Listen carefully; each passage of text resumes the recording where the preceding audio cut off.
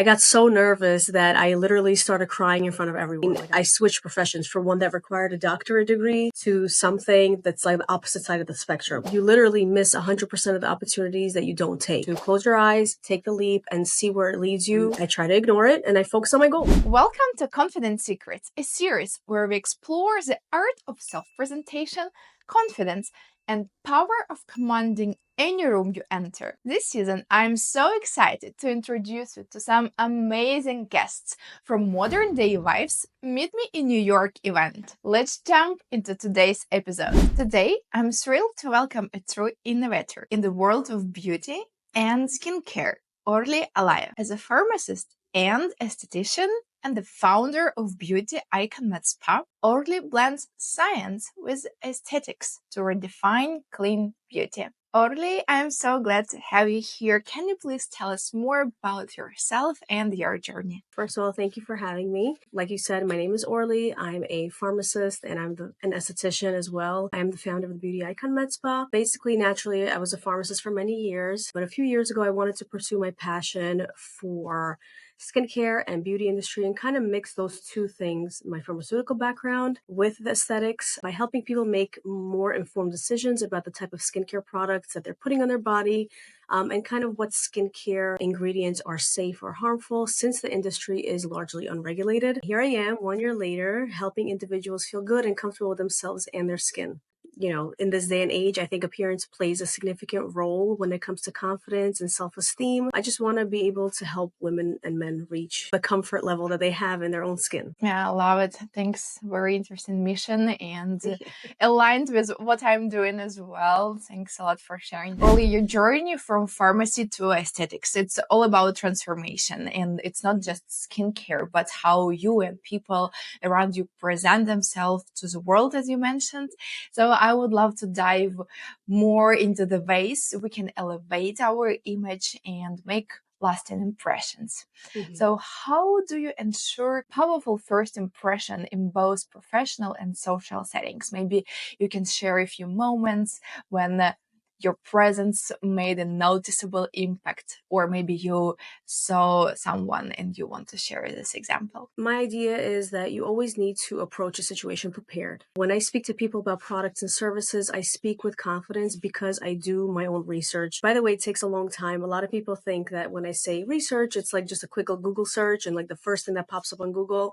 It's so much more than that. You have to kind of go in depth and understand where you're coming from. You have to understand the entire subject that you're talking about. And in order to be confident and make a strong impression on people, you really just have to have a good background and knowledge of what you're talking about. And people sense that. I sense that from people, and I'm sure people sense that from me as well. So that's more about verbal aspect. So you come prepared, you know what you're talking about. You're an expert in your field, have no doubt in this.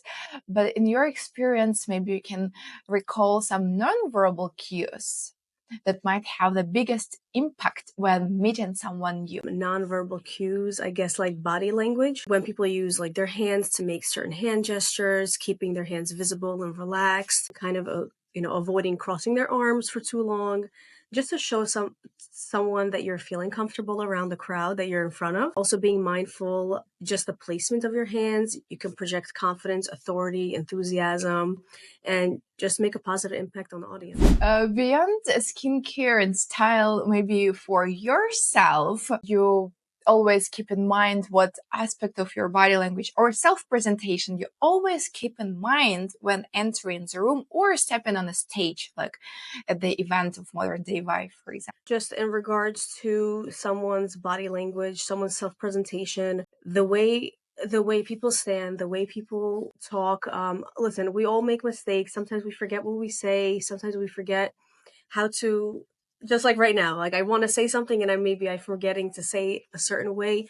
Someone who can just catch themselves in the right moment, fix their posture, fix their presentation. When you are on the spotlight, whether it's working with a client or speaking about your mission on the stage, what helps you to feel most confident? Maybe you have some personal rituals, mindset tricks, or even style choices that help you to step into your best version of yourself before the big moment? I mean, some common practices that help me feel confident in the public eye are a combination of positive self-talk and embracing vulnerability. So repeating positive affirmations like I'm capable, I'm prepared, I got this, and also recognizing that it's okay to make a mistake can help kind of calm my nerves, because that just shows my authenticity. Everybody makes a mistake.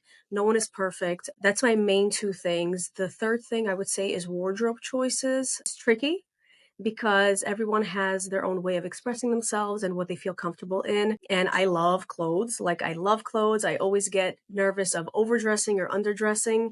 So that's something for me. That's like a big thing for me. And also, personally, just like a nice pair of heels and a nice cute outfit just get me confident. I agree. So what about the outfit? Do you make sure that you're comfortable in this, or if for you it's important to be in a new dress, for example, or you can wear the same dress you already had for 10 times, but you know that you feel good in this, so you will better go with this dress you Right, know. right.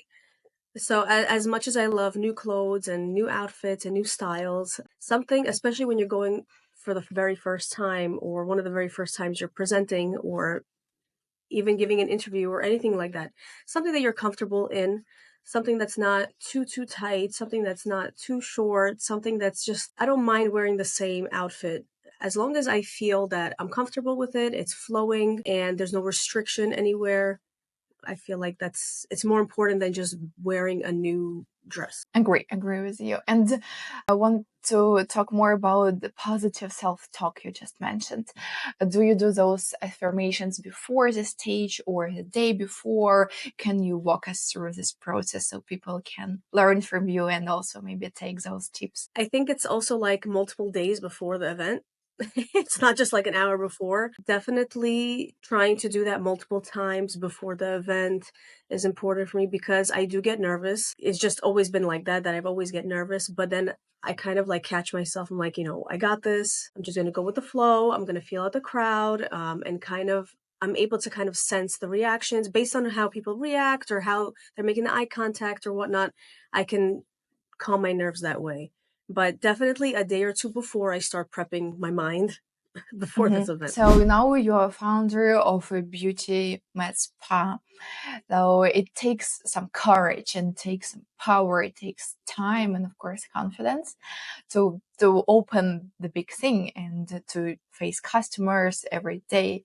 But maybe you can recall some moments before that when you faced some challenges with confidence, and what actions did you take to overcome it? Yeah, actually, I used to, like, it's funny, I used to hate public speaking. I used to hate confronting people and just like, funny story, when I was younger, my parents, I remember, hosted a party of over 200 people, and they made me say a speech. And I got so nervous that I literally started crying in front of everyone. Like, I was shaking and crying, and like I had it already in my head. It was just so embarrassing for me. But from that moment, it was a lesson to be learned. Just to come prepared, practice before the event, make sure you're comfortable with yourself and your wardrobe, something that just makes you feel empowering. And yeah, as long as you're prepared and knowledgeable in what you're about to talk about, I feel like that's the best way to prepare for such a thing. Yeah, I'm so sorry you had this experience in your Yeah, childhood, it's okay. but I'm happy that you overcame that and now you feel more confident, more comfortable speaking to people. Wanted to get back to your point that to be positive before the event and be authentic. And this is something that I always tell to my clients that, yeah, you can be nervous, but you have to understand that the planet will be still spinning after the event is done.